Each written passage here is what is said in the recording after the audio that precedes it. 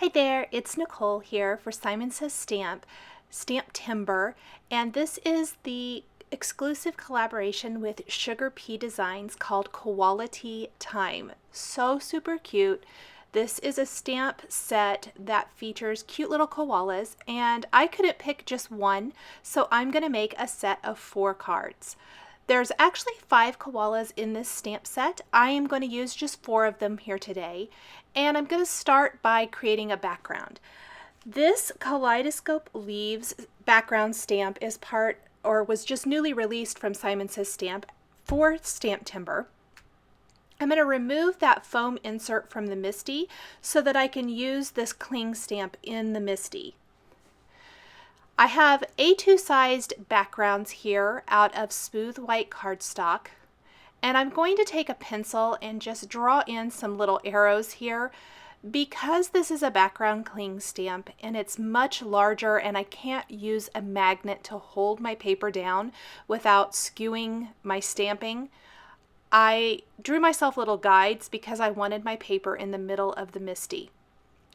I'm going to use a powder tool, an anti-cling tool here, all over the background because I want to do some embossing. The backgrounds are going to be created with embossed resist, meaning I'm going to emboss this image here, this Kaleidoscope Leaves background, using a clear embossing powder and then apply some distress inks over it to add color.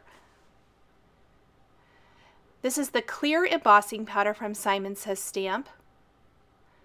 You could also use white if you wanted to. Clear simply means that it's going to be clear, and what you're going to see through the after you've added the ink, the stamped area, that is going to reveal the color of the cardstock underneath. In this case, it's white.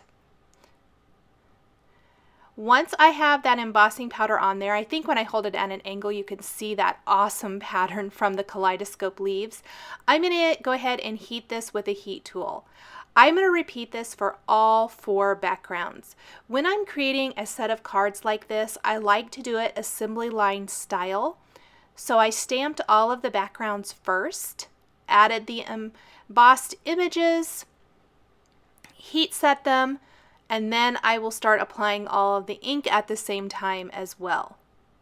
With large backgrounds like this, it's really important to make sure that you get the entire thing heat set and that you don't miss any little areas. I like to hit the back of it with the heat tool just to help with the warping of the paper. The first color combination I'm using is Lucky Clover and Cracked Pistachio Distress Inks. This is just Neenah's Smooth White cardstock. This is not like Bristol cardstock or something like that, but you still get fantastic blended results. You can see how awesome that looks. Once I've added all the ink, I want to take a dry paper towel or even a dry cloth will work and remove the ink from the embossed areas. That way it's nice and bright white where all of that pattern is. The next color combination, I actually started with dried marigold and picked raspberry. However, picked raspberry wasn't the color I meant to use. So instead of having to throw this away or set it aside and use it for something else, I'm going to add the candied apple ink that I really meant to use over top of this. I really like dried marigold and candied apple together. I've used them before on projects. I think it's a really fun kind of different color combination. For each, the darker of the 2 colors is on the bottom of the panel, so probably the bottom 2/3, and the lighter color in the top 1/3. My next background is created with Shaded Lilac and Blueprint Sketch Distress Inks. Another one of my favorite color combinations. I love these 2 colors together. Really pretty. Buff that all with a paper towel before moving on to my last one. I originally was going to use Twisted Citron and Peacock Feathers and changed my mind last minute and decided to go with Squeezed Lemonade instead. So the Squeezed Lemonade will go at the top 1/3 and I will fill in the rest with Twisted Citron. I love these 2 colors together. I always kind of call it my lemon lime background. Once my backgrounds are all colored in, I'm going to take a basic rectangles die from Simon Says Stamp and also a nested heart die from Simon Says Stamp and secure these together with some post-it tape. You could use a low-tack tape or even washi tape and then die cut a frame from this. I like starting with a background bigger than I actually need. That way if there's any little boo-boos along the edges or anything like that, they are not going to be visible. The great thing about this is I'm going to end up with this little border frame, which I don't know if I'll do anything with that thin border, but I'm going to end up with a bunch of really beautiful hearts, 4 hearts here in this pattern. Later this month, I will be creating something with all of these kind of quote-unquote scraps from this card project, because those hearts can be used for something else. These frames are going to be perfect for framing up the koalas from the SugarPea Designs Koalaty Time stamp set. I think the name of the stamp set is so super cute. And this is an exclusive stamp set. It's an exclusive limited edition. Once it's gone for the STAMPtember event at Simon Says Stamp. Next, I did die cut additional rectangles from smooth white cardstock using that same size die that I used for the frame, mostly because this takes any guesswork or any human error out of it, me trimming down cardstock to that same size. That way I know for sure that what I stamp the Koalaty Time koala bear image on is going to be exactly the same as my frame. And I'm using my frame as a guide to know where to stamp each of the images I'm using. So there is the first one. I'll show it again. I'm going to grab another one of the frames in the backgrounds. This is the 2 little koala bears sitting side by side with just their back sides showing. I'll ink this up. That heart gives me an exact place to stamp that. One additional note about taping my dies together, because I tape them together and never remove the tape, they die cut exactly the same for all 4 frames. When I'm creating multiple cards, I like to tape them together like that so that it's really easy to die cut. Just a couple more little koalas here before we start the coloring and putting the rest of the card together. I think these are so cute and fun. I'm a big fan of critter stamped images anyway, so these were just a delight. When I opened up my mailbox and saw these, I thought, oh, how much fun. Here is a little koala bear holding a little heart balloon, which will be perfect for this orange and red background. Here is the first card I'm going to create. Coloring in my images with Copic markers. You could also use colored pencils, other kinds of markers, watercolors, whatever you like. The colors of Copic markers I'm using are shown across the bottom of the screen to make it easy and for reference. Our 0, 2, 0, 5, and 0, 8 are used for the heart balloon. Kind of a nice peachy pink, or peachy red rather, color that matches my background, I think. I'm going to share coloring the koala bear just this one time. All of the koala bears are colored exactly the same throughout, and just to cut down, because this is a fairly long video anyway with 4 cards in it and so many steps, I thought I would cut out part of that. All colored with warm gray markers.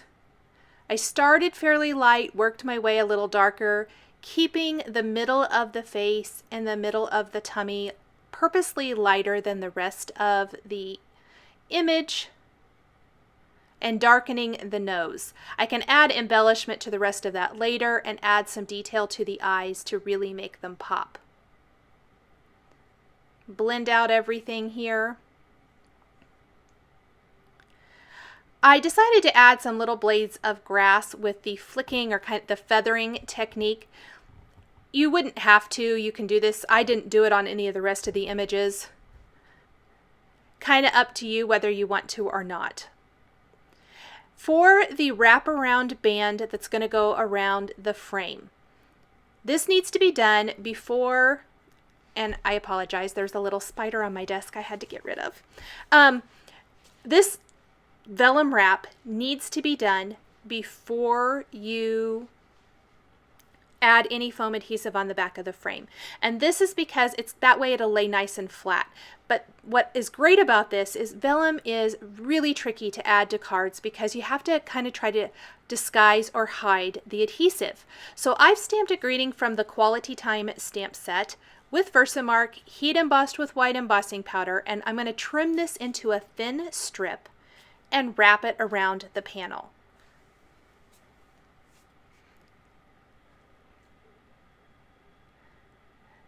I'll secure it to the back of the frame with some adhesive on the back instead of on the front. That way it's going to be loose on the front, but it's perfectly secured. Once I have that centered exactly, I'm just eyeballing it, I'm going to bend the vellum around, and those little tabs there on the back are where I'm going to add my foam or my adhesive to secure this to the frame. And I'm just going to use a nice strong adhesive here. This is the Glue Glider Pro adhesive. And then I want to get this as straight as possible. I ended up using the grid on my work surface to help me line this up, because I kept feeling it was a little bit skewed.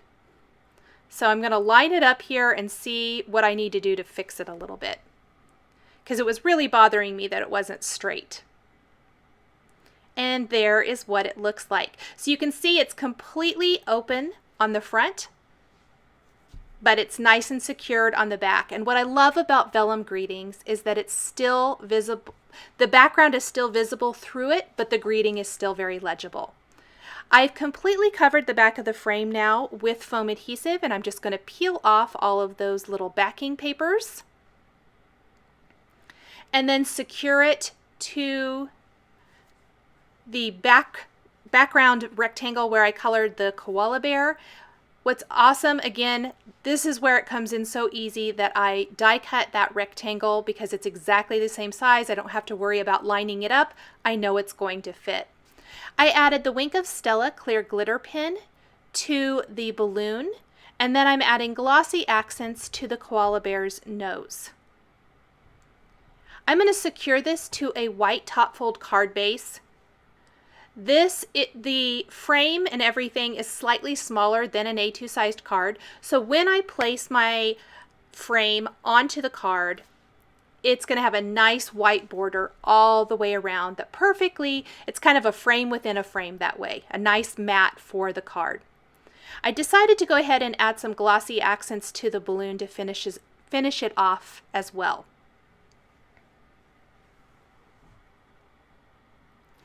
The next card features the koala bear with the little baby koala bear on its back, and the greeting is perfect. I'd climb the highest branch for you.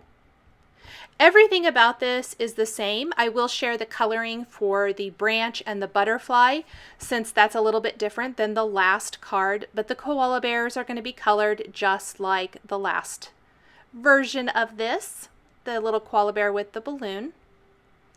E55 and E57 for the branch.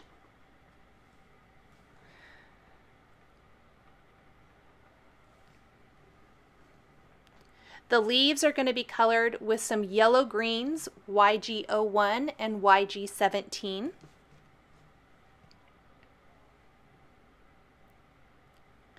Lay down the lighter color first and then kind of color just a little dab of the darker color in all of the center of the leaves. And my butterfly is going to be colored with some fun shades of blue that are almost a purple. I love this color combination, B63, 66, and 69. Everything else, all of the rest of the steps are going to be exactly the same. I am going to share, I added the Sakura black glaze pen to the eyes, glossy accents again for the nose. For the eyes, this was the card where I realized I liked adding that definition to the eyes, but the black was kind of almost too black. I thought they needed little highlights to their eyes. So once the black pen is completely dry, I'll take the white opaque pen and add little highlights to the eyes.